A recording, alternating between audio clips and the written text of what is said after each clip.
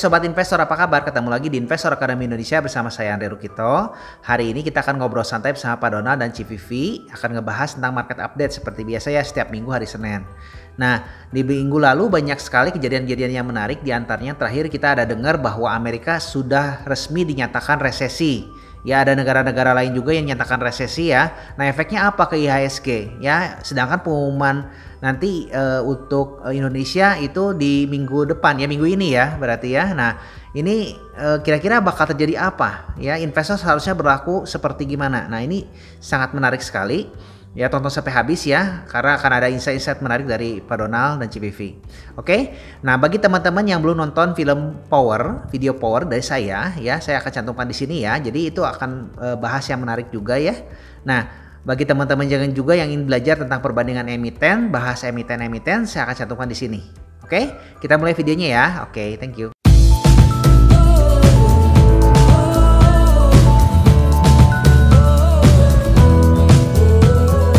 Oke, selamat siang Pak Ade dan CVV. Apa kabar? Terima kasih banyak sudah bergabung kembali di Investor Academy Indonesia. Ya, Pak Donald Lantu ya sama CVV. Biarpun sekarang hari libur, tapi terima kasih banyak nih udah mau sharing-sharing kepada kita-kita semua nih di Investor Academy Indonesia. Ya, sama-sama. Terutama kemarin-kemarin sudah banyak beberapa peristiwa ya. Salah satunya tuh kan kita sudah cuan bersama nih di Power sama Asa ya Pak ya. Kasih insight, thank you banyak nih Pak. Besoknya tiba-tiba lusanya ya langsung melejit ya tiba-tiba ya. Ini jangan-jangan ada Power Ranger lagi Pak ya. Power Ranger. Oke, terima kasih banyak atas insight-insightnya. Hari ini saya akan coba minta tolong kepada Pak Donald dan CVV untuk kita sama-sama bahas market update selama seminggu kemarin nih. Ya, yang terakhir ini kan ada banyak isu-isu yang menarik, terutama malam tadi ada berita tentang resesinya Amerika. Amerika ini kan sudah masuk resmi ke resesi ya, minusnya hampir berapa ya, 40% kalau nggak salah ya, 30 atau 40%? 33. Oh, 33%. Nah, itu kira-kira gimana nih pandangannya menurut Pak De? Karena banyak juga yang bertanya ke saya, ini gimana nih Indonesia bakal resesi nggak? Harga saham akan turun nggak? Atau seperti apa nih kira-kira Pak Donald? Iya, itu kan menarik kan waktu baca beritanya kan orang pada kayaknya fear gitu ya, pada takut gitu ya.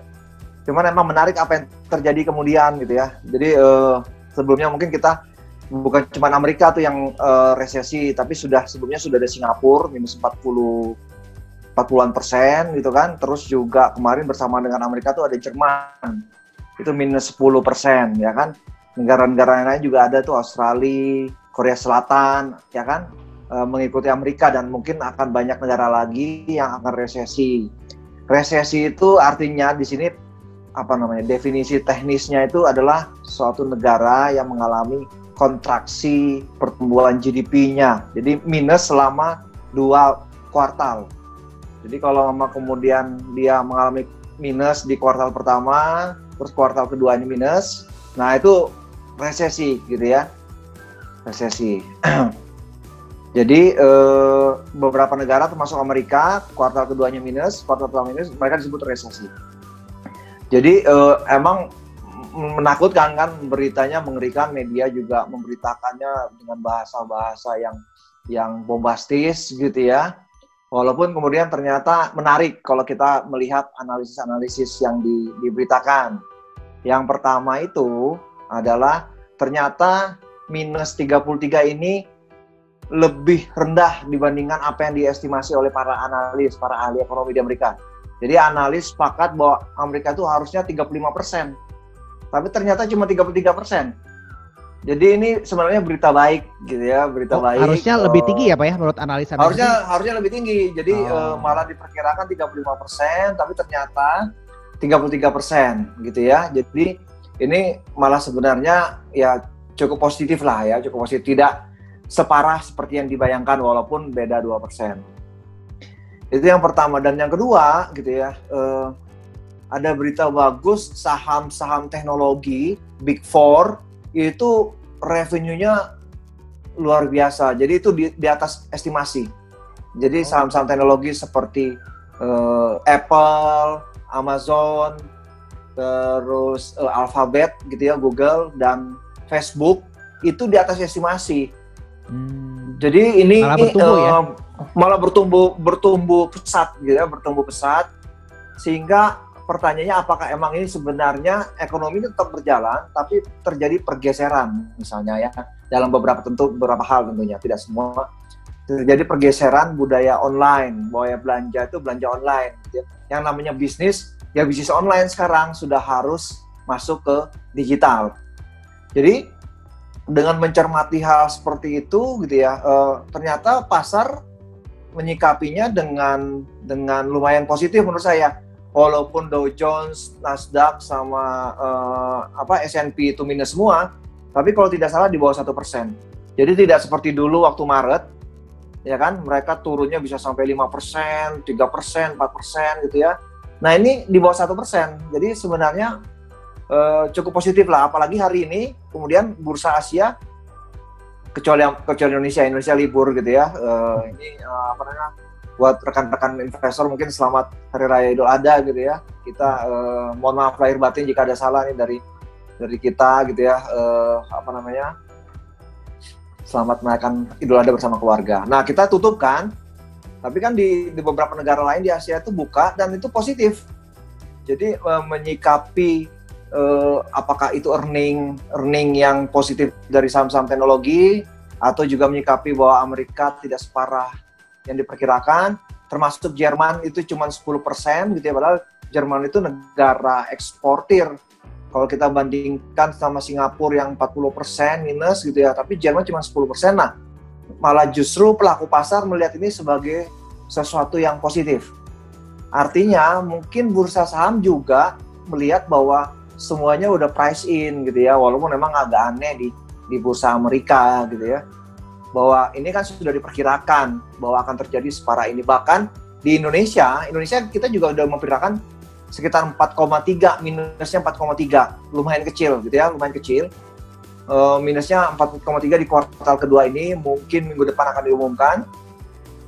Tapi juga minggu ini kita tuh dapat berita bagus buat Indonesia, bukan cuma rupiah menguat gitu ya.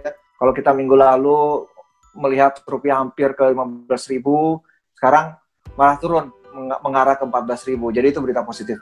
Berita positif kedua dari negara kita itu bahwa kita diperkirakan di kuartal ketiga dan keempat positif. Sehingga sepanjang tahun 2020 itu kita akan positif. Artinya Indonesia tidak akan resesi.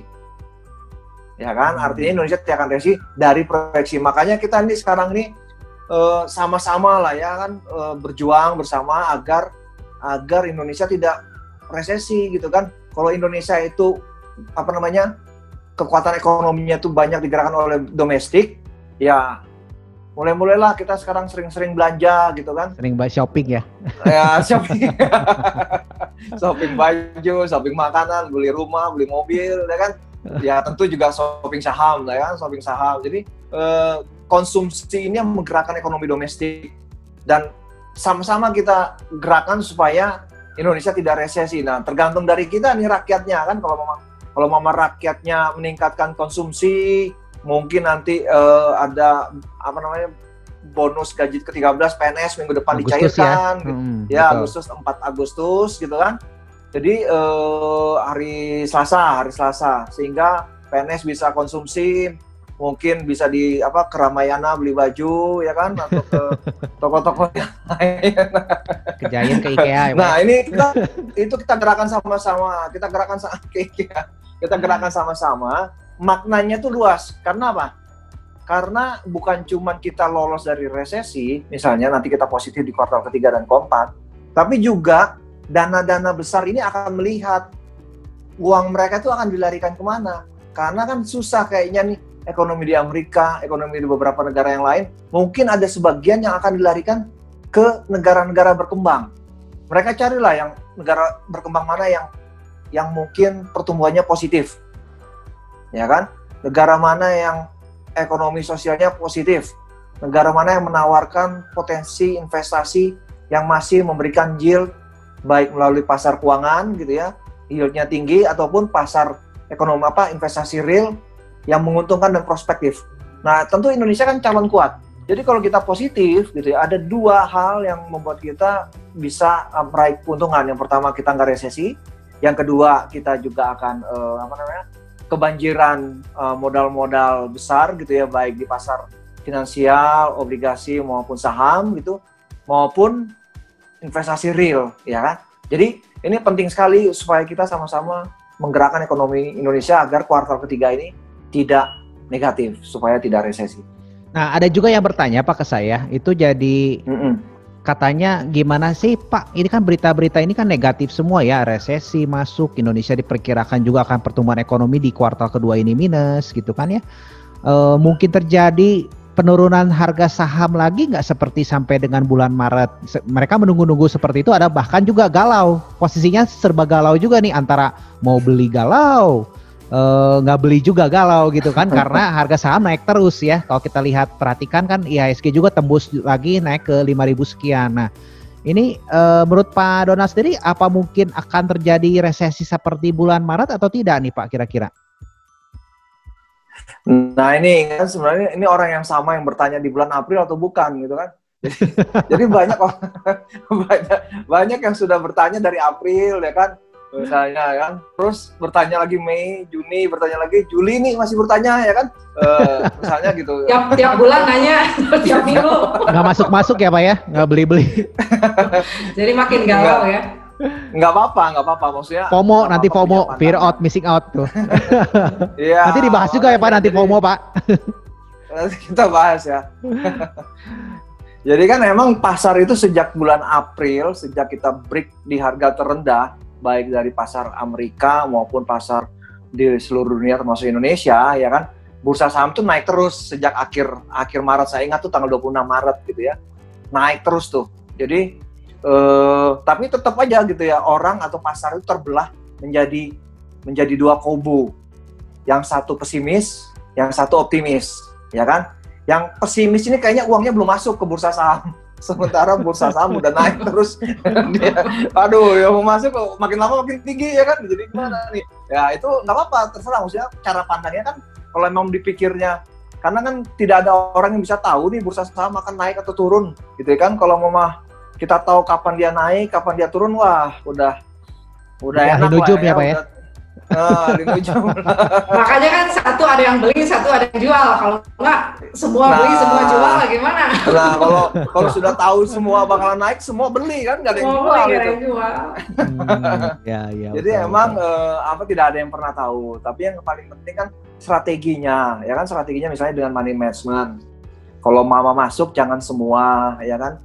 Kalaupun ternyata turun, ya kita kan kalau belajar value investing, ya namanya investasi kan jangka panjang, jangka pendek itu emang sangat dinamis, kadang naik, kadang turun gitu ya. Jangan dilihat sehari, seminggu gitu ya. Kalau ngikutin gaya investasi gitu ya.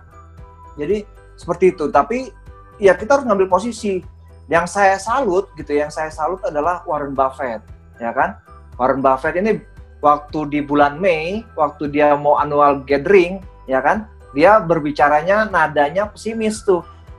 Ya kan, nadanya pesimis bahwa market akan crash, dia akan gini akan jelek lah ke depannya, ya kan. Kemungkinan seperti itu dari beberapa hints yang dia sampaikan. Tapi kemudian di bulan Juni Juli dia beradaptasi gitu kan, dia menganalisis apa yang terjadi dan kesimpulannya dia belanja, ya kan. Pertama dia belanja Dominion, itu perusahaan storage dan distribusi natural gas, itu sebesar 10 berapa itu miliar dolar, ya kan, 10 miliar dolar. Terus dia buyback, ada hints-hintsnya dia buyback 5,2 miliar dolar. Dan terakhir kemarin dia beli Bank of America, itu pun baru aja kemarin dia nambah, jadi 800 juta awalnya, ditambah kemarin baru saja 400 juta US dollar. Jadi mungkin aja Pak ya, mungkin aja nanti dianggapnya bandar Pak ya. Sengaja ya. Itu mah bandar beneran, emang duitnya banyak. Oh, ya kan orang-orang yang negatif kan selalu nganggapnya wah itu mah pengen murah aja tuh Warren Buffett. Pengen murah bandar ya. Tapi itu pasti selalu ada yang begitulah ya. Ya selalu sih. Nggak bisa ngomong. Ya kadang-kadang kan ngomong tapi nggak dianalisis gitu. Nggak apa-apa sih ya, itu opini masing-masing gitu ya. Bikin rame lah. Rame lah. Biar bursa saham itu kan kayak drama. Drakor. Drakor ya kan. Jadi menarik. Jadi Warren Buffett itu bisa merubah posisi karena dia menganalisis, ya kan, menganalisis data apa yang terjadi, dan bagi dia sekarang waktunya beli, gitu kan. Dia baru belanja nih selama nggak nyampe selama sebulan inilah, bahkan kemarin dia nambah posisi, gitu kan. Padahal pasar bursa Amerika menurut saya sudah mahal. Sementara Indonesia ini masih murah, ya kan. Kalau mama kita ini investor itu kan sebenarnya kayak emak-emak prinsipnya, beli barang bagus yang murah, ya kan. Kalau lihat diskon tuh kan kayak CVV tuh nggak bisa lihat tuh. Kalau masuk Sogo ya kan ada diskon 50% warna kuning, warna merah, wah udah itu. Kalau saya bawa istri saya itu harus diganting rat-rat itu gitu ya, biar nggak liar. Sayangnya ya Pak. Sama jangan belanja gitu, jangan liar ya kan, lihat warna kuning sama merah. Nah, investor kan gitu, kalau lihat barang murah, perusahaan bagus gitu ya, kita lewat Power, perusahaan sebagus itu dijual di bawah 600, ya kan? Ya pinginnya belanja gitu ya, ada kesempatan seperti ini kapan lagi, belum tentu kayak BlackRock itu jualan, ya kan? Ya. Tapi kita bukan bandar ya, kalau itu naik kebetulan aja. Ada maksud karena kan nggak mungkin juga kita cuma segini bisa ngegerakin pasar kan, karena kekuatan uang bandar kan di luar imajinasi kita lah, kita cuma nyampein yang kita lihat ya Pak. Betul. Itu BlackRock kan jualannya berapa puluh miliar kali ya, mungkin berapa ratus miliar kan. Masa kita bisa menandingi itu? Nggak mungkin lah ya. Nggak mungkin. Nah, jadi ya namanya barang bagus itu gitu ya pasti akan ke atas. Jadi saham bagus itu apapun ceritanya pasti akan mendekati ke nilai wajarnya, ke nilai intrinsiknya, ya kan. Sementara kemarin Power itu kan dijual di bawah sangat murah gitu ya. Ya orang berebutan gitu, orang-orang yang punya uang besar itu pasti berebutan gitu ya. Jadi pasti naik. Nah, jadi prinsipnya investasi itu. Jadi kalau bahkan menurut Warren Buffett itu nggak ngelihat ekonomi makro gitu ya, nggak lihat faktor-faktor seperti itu, karena ya itu coba aja kita lihat komentator ekonom itu nggak ada yang benar kan, pasti meleset prediksinya. Kayak direvisi terus Pak, jadi benar. Iya benar. Revisinya kan kayak direvisi terus kan, asumsinya ganti-ganti. Asumsinya Menteri Keuangan kita aja kan, APBN direvisi lagi, utangnya direvisi lagi, ya kan. Salah kan, terus gitu. Kan kita mah ilmunya bukan ilmu pasti, ilmu tidak pasti. Iya benar. Nggak ada yang tahu soalnya ya. Nggak ada yang tahu. Jadi yang patokan kita adalah kita cari perusahaan bagus di harga murah. Udah diamin, pasti harganya akan naik. Cuman kita nggak tahu kapan gitu ya. Waktunya kapan dan naiknya bisa ke berapa gitu. Kita cuma bisa memprediksi, tapi nyatanya ya salah juga mungkin prediksi kita gitu ya. Kayak saya jual di Tekim di 10.000 ternyata ke 15.000 ya kan. Itu salah juga gitu. Tapi pasti naik menuju ke harga intrinsiknya, bahkan lebih di atas itu gitu. Cuman kita nggak tahu kapan dan nggak tahu berapanya. Yang penting naik Pak, kalau udah naik untung itu nggak pernah salah. Yang namanya cuan, nah itu nggak pernah salah. Iya, jadi belajar rela. Jadi selain belajar untuk barang murah juga, belajar juga ini exitnya juga ya Pak, yang terbaik ya Pak ya untuk kedepannya. Itu yang paling penting, exitnya ya kan, exitnya. Kayak Breeze juga kemarin kan naik lagi ya. Naik lagi, betul. Emang kan diprediksinya kan, misalnya kayak saya prediksinya minimal PBV 1, ya kan. Ternyata dia naik lagi, udah lewat PBV 1 nih di harga kemarin itu. Jadi berapa sebenarnya PBV yang akan dibelinya gitu, itu kan masih belum, kita nggak punya data gitu ya, nggak punya data. Betul. Isu jadi, ya, rumor aja jadinya ya. Rumor mungkin aja, ya Pak gitu ya. Walaupun pengen beli juga gitu ya, tapi ya takutnya salah. Jangan pantangan buat balik sama mantan Pak, nggak apa-apa. Asal itu risk reward lah, yang penting risk reward gitu ya. Jadi kita tahu kalau mama ternyata misalnya jangan-jangan ini bandar aja bikin bermain ya kan, nanti diturunin, nah risikonya gimana tuh ya kan, turunnya bisa sampai berapa ya kan, balik lagi lah bisa ke 530, nanti kalau mau kita beli kemarin itu paling jelek mungkin 530 dibeli nanti, tapi itu kan masih nunggu mungkin setengah tahun lagi gitu kan, tapi rewardnya berapa nih ya kan. Jadi harus ada analisis risk rewardnya, betul Ci. Betul, betul. Nah, Ci, kalau dari teknikalnya sendiri ini market saat ini gimana sih, Ci? Posisinya gitu kan, biar teman-teman juga paham seperti apa, bagaimana nih? Bisa bantu nggak? Kalau Amerika kan sebenarnya yang lebih kenceng Nasdaq ya, saham-saham teknologi ya. Teknologi, betul. Karena niche-nya di luar prediksi kan? Iya. Terus udah gitu, kalau minggu lalu rupiah mengkhawatirkan ya, minggu ini menguat. Kita share screen ya. Minggu ini rupiah malah pernah sampai 14.1 kalau nggak salah. Terus naik lagi 14.1 langsung ke 14.5 dalam sehari itu. Kita lihat IHSG-nya ya.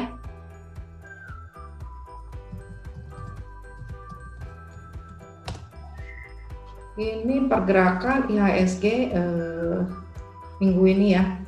1, 2, 3, 4 sebenarnya nggak kemana-mana juga ada ditutup di level resisten lagi. Ini masih posisi sideways juga IHSG-nya.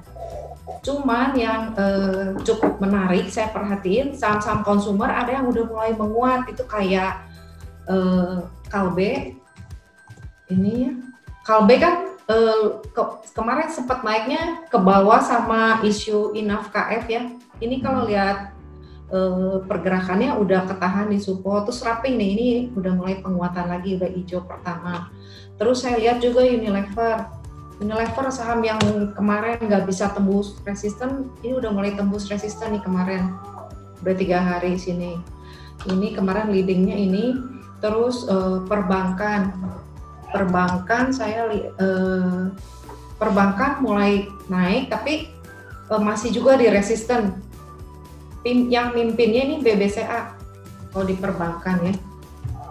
Nih BBCA kemarin bisa naik, volumenya juga naik, tapi yang masih di resisten juga. Terus sama Bank Mandiri, kalau saya fokusnya ini Bank Mandiri sama BBCA. Ini ketahan di MA8 Bank Mandiri. BCA, Boside, terus ada yang ada satu consumer good yang cukup menguat juga ini kemarin, breakout dari base, namanya Hoki saham beras ya. Ini break dari 660 itu kalau nggak salah ya. Ini mungkin masih bisa buat di trading. Biasa kalau dia break begini pelan-pelan dia ke atas, cuman dijagain risk rewardnya aja. Terus sama SCMA. Ini SCMA masih rapi, ketahan di support. Beda sama MNCM malah jebol support. Tapi buat yang cari value, mungkin ini udah cukup menarik karena harganya udah di bawah nih ya, murah ya. Support berikutnya dia ada di kemarin tutup di 820, ada support terdekat di sini 770, 780, ini area support kuat. Boleh mungkin buat yang senang sama media, yang cari buat invest kan biasa invest cari yang murah, yang turun. Kalau yang suka trading kan pasti carinya yang uptrend ke SCMA. Kalau yang buat invest kumpulin yang murah, ini MNCN udah cukup menarik, harganya udah di bawah. Terus mungkin kita mau lihat lagi ada yang cukup menarik juga, Astra lumayan ini menarik juga nih, mungkin karena ada pengumuman laba dia naik karena efek dari penjualan Bank Permata. Oh ya, minggu depan kita tanggal 5 ada pengumuman pertumbuhan ekonomi ya, itu tanggal 5 itu hari Rabu ya. Rabu. Mungkin ya lumayan kita mesti siap-siap lah hari Rabu itu, kita mau tahu kita ada di angka berapa ya. Terus saham-saham mining. Ini batu bara sama komoditas lainnya masih juga sideways. Agri, CPO masih udah mulai break tapi tutupnya ada diturunin lagi. Terus yang masih kuat itu kemarin ya MDKA masih tetap yang emas ya. Ini turun sedikit, mungkin mau tarik ke atas lagi. Biasanya sama Antam masih ketahan sideways, mungkin dia kalau break resisten masih lari. Timah malah yang lebih kuat kalau nggak salah, kemarin saya lihat ini Timah. Sama kita lihat ini power saham yang kita bahas ya, volumenya mulai gede. Ini waktu ex dividen kan 40 rupiah, tapi ini saham cuman turun 15 rupiah kalau nggak salah ya. berarti bayarnya udah ada lumayan, malahan terlalu bersemangat, tapi terakhir ada seller yang cukup dominan, makanya tutupnya nggak bisa di harga tertinggi. Ini nyisain Kuncung ini, Jambul, tutup di harga 655 ya, sama kayak kemarin juga ini. Ini sorry, ini tanggal X, ini besokannya naik ya. 27X, bentar, ini X ini 28, dividen 27, 28X. Ini besoknya langsung lari, sempat sampai 730. Kemarin ini sempat sampai 705, tapi tutupnya di 655 sama di harga sebelumnya. 655 itu level, ini kalau nggak salah resisten di sebelumnya. Biasa saham kalau mau naik kelas, resisten sebelumnya akan jadi support dia buat diuji kekuatannya. Kalau dia kuat, dia bakal melaju lagi bikin resisten baru dan support baru. Tapi kalau nggak kuat, nanti dia balik ke pola sini lagi, ke area 600-an kalau nggak salah, 575-an support lagi baru. Gitu sih kalau buat power ya. Tapi volumenya ini kemarin gede, udah mulai rame sejak di sini ya. Mungkin ada ceritaannya juga ya. Kenapa ini bisa kayak gini? Yang BlackRock itu nggak tahu dia masih punya barangnya segimana banyak. Jadi mungkin masih ada seller yang dominan. TBLA, mau lihat TBLA nggak? TBLA boleh. TBLA ya, sama ASA ya tuh lagi. Ini TBLA masih ngebentuk base ya. Kalau ini saya bikin channel, dia ada di area box ini.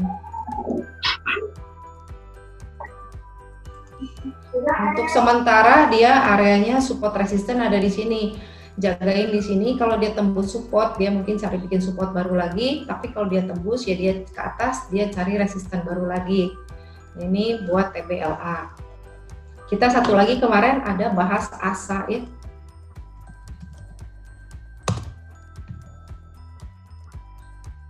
Ini channel yang sempat kita bikin kemarin. Nih, kemarin volumenya lumayan tinggi, lebih tinggi dari sebelumnya. Cuman di terakhir penutupan ada seller juga dominan. Jadi tutupnya nggak bisa di harga tertinggi di 535. Padahal kemarin sempat paling tinggi 550. Nah kalau misalnya kebetulan kita Andre publish video nyebut emiten terus naik, itu nggak ada sangkut pautnya sama kita ya. Kita mah cuman ngasih tahu apa yang kita lihat, karena kita bukan bandar, bukan apa, cuman coba membahas apa yang menarik menurut kita. Tapi kan beda-beda tiap orang, segitu menarik nggak, resikonya tetap dihitung sendiri masing-masing ya. Ini sih kalau ASA ya, gambaran besarnya sih kayak mau bikin mangkok di sini ya. Patternnya udah enak sih. Kalau di teori kan higher high, higher low, uptrend, ini udah mulai ke atas, udah ngebentuk pelan-pelan. Mulai pelan-pelan naik ya? Iya, selama ini condong ke kanan atas saja. 45 derajat, paling enak kalau naik 45 derajat. Kalau yang naiknya sampai 90 derajat, nanti turunnya rada ngeri. Kayak KF Inaf. Memang sih, kadang-kadang saham tuh mau naik tuh nggak perlu fundamental juga bisa dia naik, kan triggernya bisa dari fundamental, bisa dari momentum. Kalau yang triggernya dari fundamental, biasa yang belinya juga institusi atau uang-uang gede lain yang niatnya main jangka panjang. Jadi naiknya bisa lebih lama. Tapi kalau memang niatnya si market makernya cuma main TikTok sementara, yaitu durasi holding periodenya lebih pendek, jadi naiknya kadang-kadang suka nggak awet atau mungkin volatilitas tinggi. Nah itu bedanya kalau kita barang fundamental sama yang nggak ada fundamental. Naiknya kalau ada fundamental pelan-pelan dan lebih panjang durasinya. Biasanya naik grafiknya juga 45 derajat kalau kayak busur derajat ya. Tapi kalau yang mainnya cepat, turunnya cepat, periodenya sependek, yaitu kurang bisa 90 derajat. Ini kayak KF, tapi ini nggak tahu juga ceritanya gimana. Kita kan nggak bisa, yang kadang ada yang muncul di layar tuh sebenarnya mau apa kita nggak tahu. Kita cuma bisa antisipasi gitu sih. Oke. Saya mau nanya juga nih Pak, yang terakhir ke Pak Donald nih Pak. Ini Pak soal yang ASA banyak pertanyaan, yang soal red issue gimana nih Pak kira-kira supaya teman-teman bisa paham juga nih Pak. Ya emang red issue itu kan nggak banyak informasinya. Pertama dulu kan emang di awal tahun atau di akhir tahun saya lupa gitu ya, ASA emang sudah berniat untuk red issue. Cuman waktu itu alasannya berbeda dengan yang sekarang.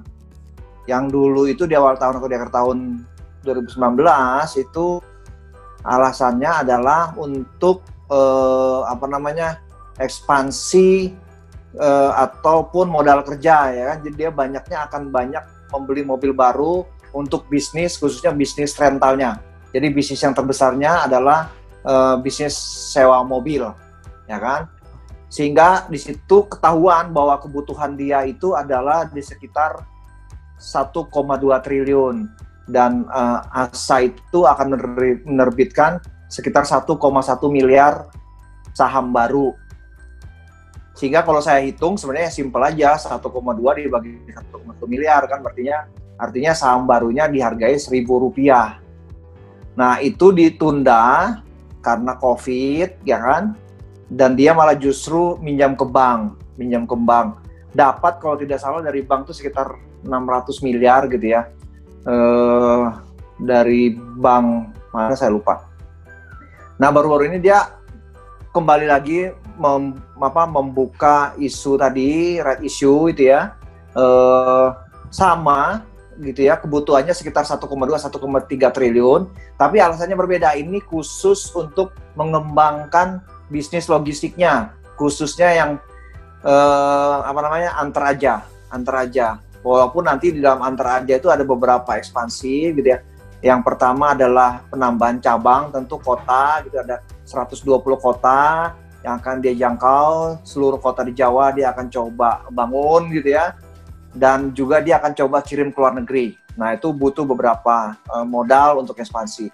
Dia juga akan masuk ke titip aja. Jadi titip aja itu semacam fulfillment, e-commerce gitu ya, sehingga orang-orang atau pedagang-pedagang online itu bisa menitip barangnya di gudang itu, sehingga proses pengirimannya bisa lebih cepat, lebih efisien, lebih murah.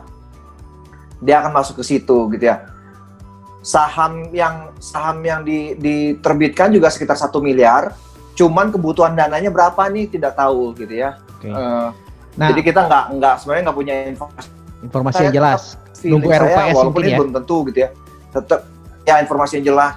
Nunggu RUPS ya kan. Apakah tetap nanti dia menerbitkan untuk bisa mendapatkan 1,2 atau 1,3 triliun? Artinya kan jatuhnya akan 1.000 ya kan. Walaupun nanti akan terdilusi 25% yang lama. Sama nih yang dulu juga isunya sama, terdilusi 25%. Jadi asumsi saya apakah sama tetap 1.000, ini yang saya masih pegang hipotesis saya gitu ya. 1.000 per lembar. Nah, kira-kira kan bagi teman-teman juga banyak yang bertanya, kalau sekarangnya masuk nih gitu ya, nanti berarti harus beli lagi dong untuk mempertahankan kepemilikannya. Nah, kira-kira berarti ada resiko ya Pak, atau seperti gimana Pak? Ya kalau beli sekarang dengan harga sekarang masih murah ya kan. Apalagi kita sudah harus memvaluasi ASA itu sebagai perusahaan teknologi, ya kan? Kalau mau kita bandingkan perusahaan-perusahaan teknologi di Amerika itu valuasinya luar biasa gitu ya. Bahkan kalau kayak Amazon gitu kan, kayak Facebook, kayak Apple, Google itu luar biasa valuasinya, udah sky is the limit gitu. Termasuk Gojek ya kan, Gojek itu valuasinya udah di atas Garuda gitu ya, perusahaan Garuda. Padahal asetnya Gojek gitu kan, dibandingkan Garuda kan punya pesawat terbang dan sebagainya. Jadi emang valuasinya sky is the limit, dan sekarang ini murah sekali gitu kan. Itu yang poin yang pertama. Yang kedua, nanti kalau dia terdilusi 25% ya kan, itu sebenarnya kan tidak terlalu gimana ya bahasanya, mungkin nilainya akan tetap sama, tapi kan persentase kepemilikan kita, which is bagi investor retail, persentase kepemilikan kan tidak signifikan gitu kan. Jadi misalnya pemilikan kita sekitar 0,0000% ya kan. Kemudian terdilusi yang dari 0,000% ini jadi berkurang 25%, ya kan? Tapi kan harganya tetap menuju ke arah 1.000 seharusnya gitu ya, atau mungkin lebih gitu ya. Dan emang seperti inilah yang namanya startup gitu ya, mereka akan terus injek modal karena growing-nya itu fast, cepat sekali gitu kan. Dan saham kita yang semula misalnya 500 itu akan terus bertumbuh seiring dengan pertumbuhan perusahaannya secara cepat gitu. Jadi bagi saya sih artinya dengan kata lain nanti kalau mau investor retailnya mau beli atau tidak ya tidak apa-apa gitu kan, karena mungkin yang kejarnya adalah capital gain. Oke, berarti ada resiko bukan dividen gitu ya, bukan dividen dan bukan persentase kepemilikan. Oke, gimana sih Vivi? Itu udah tadi tambahin. Ya kan karena kita kan kejarnya keuntungan kan, capital gain bukan hak suara kita. Jadi kita kepemilikan berapa persen juga nggak terlalu masalah karena kita kan nggak mungkin nggak ikut usulan dalam struktur kepemilikan. Kan kita mah retail jadi cuma numpang aja. Jadi mau terdilusi atau enggak juga nggak terlalu masalah sih sebenarnya ya. Oke. Berarti dengan kata lain kalau misalkan bagi teman-teman yang ingin membeli, nanti kan kalau ada right issue, kalau dianya nggak tebus right issue-nya, berarti kan terdilusi ya, resikonya ke sana ya palingnya Pak ya. Nah kalau misalkan mau ditebus ya dia harus siapin dana kan untuk supaya tidak terdilusi, mungkin ke arah sana ya Pak ya, mungkin kurang lebihnya. Betul. Oke, jadi biar teman-teman juga memahami sih Pak resiko-resikonya, jangan sampai nanti kan malah komplain pas lagi right issue, nanti komplain semua nih. Ngikutin omongan kita komplain jadinya. Ya kembali lagi nanti kan sekalian kalau cok Pak, terusin Pak. Iya kembali lagi kan bahwa kita kan ini hanya ngasih semacam informasi ya kan. Betul. Misalnya termasuk juga kayak kemarin Power itu kan sebenarnya itu cara kita menganalisis sebuah emiten ya kan. Nah itu yang dipelajari adalah caranya ya kan, bukan langsung membeli Powernya. Jadi bukan 4 angkanya Pak ya. Teman-teman tuh belajar cara menganalisis emiten ya kan, termasuk seperti sekarang ASA. Nah itu kan nggak serta-merta informasi ini dijadikan satu-satunya informasi terus keputusannya beli, enggak kan? Hajar kanan semua. Tapi kemarin ASA enggak sih Pak, enggak hajar kanan, ada pelan gitu. Agak pelan. Nah jadi gara-gara kita beli gitu ya, nanti teman-teman beli jadi pada harganya naik gitu. Takutnya kan nyangkut di atas ya Pak. Nah gimana? Kalau udah nyangkut di atas kan. Iya. Yang disalahin siapa kalau mau turun ya kan, misalnya gitu. Pak Donald, Andre, kacau ya gitu Maya. Iya. Sekarang saya mau nambahin yang right issue ya. Nanti kan pas ada right issue biasanya ada tanggal KUM, tanggal X, ada harga penebusan, ada rasio penebusan. Biasanya ada rasionya nih, misalnya 2 saham lama dapat 1 saham baru, tergantung saham yang mau diterbitinnya berapa, jumlah dana yang dibutuhinnya berapa. Nah itu kita baru tahu di RUPS. Nanti kalau kita mau ikut right issue, kita mesti nebus, itu ada tanggal KUM-nya, kita dapat right-nya. Tapi nanti ada masa perdagangan dari right-nya sendiri. Kalau kita nggak mau nebus, right-nya bisa kita jual di pasar tuna yang T+0 itu. Tapi nanti di beres. Kapan-kapan nanti kita bikin videonya tentang right issue ya sih ya, supaya paham ya teman-teman. Jadi kan orang kebayang right issue tuh ngapain gitu kan, gitu penting, ya. Nanti penting. case by case aja. Iya. Right issue ngitungnya gimana gitu ya. Oke. Betul. Sip. Thank you banyak nih untuk market update-nya nih Civivis dan Pak Donald, banyak sekali insight juga pembelajaran buat saya sendiri pribadi sama teman-teman pasti di Investor Academy Indonesia. Thank you banyak Pak udah mau sharing-sharing ya Pak ya sama Civivis ya. Iya, sama-sama. Kita ketemu lagi di next berikutnya ya. Oke, thank you. Jangan lupa komen di bawah ya menurut teman-teman apakah saat ini IHSG akan crash atau tidak ya. Apakah saat waktunya berinvestasi atau bukan. Oke? Ya. Nah, bagi teman-teman yang suka dengan video ini, tolong bantu share ya dan subscribe, oke? Ya, see you the next video. Thank you.